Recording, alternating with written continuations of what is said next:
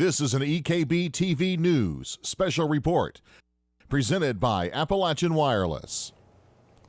Even though we are getting a break in the rainfall, we are not out of the woods just yet. As a matter of fact, we very well could see a round of storms head this direction as we move toward this evening. I'll show you that here in just a little bit. We wanted to bring you another live report to get you caught up on what's happening across the region. For now, nice and dry. This is exactly what we need. Paintsville, Pikeville, Hazard, all dry, at least for now. But notice on the left side of your screen, we're starting to see more in the way of rainfall beginning to show up. We'll talk more about that here in just a second. We'll talk about the flood warnings because we do have some changes to tell you about. The flood warning remains in effect for most of Pike County, Floyd County, Magoffin County, or Northern Knott County. This goes until 12:15 Saturday morning. This includes Prestonsburg, Martin, Pikeville, Wheelwright, Elkhorn City, and even Phelps here behind me.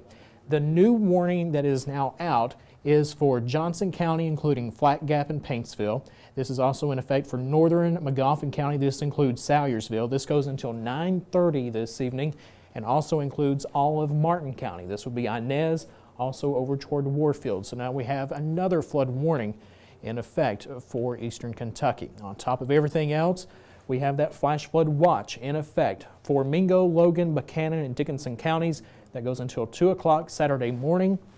For the rest of eastern Kentucky, that flash flood watch will remain in effect through 11 o'clock this evening. Now I want to show you the satellite and radar composite, and this is what we're watching. Sure, we are getting a break, but notice all the storms beginning to fire up in western and now central parts of Kentucky, from Lexington to Bowling Green all the way back toward Paducah. That red box is a tornado watch box, and there is talk by 5 o'clock or so that we could see that extended into parts of eastern Kentucky.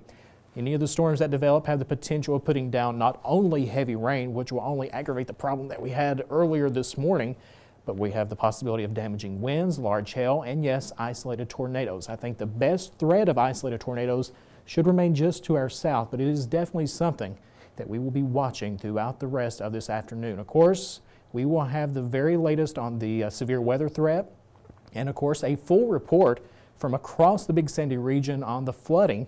That is all coming up this evening at 6 o'clock, so join us then.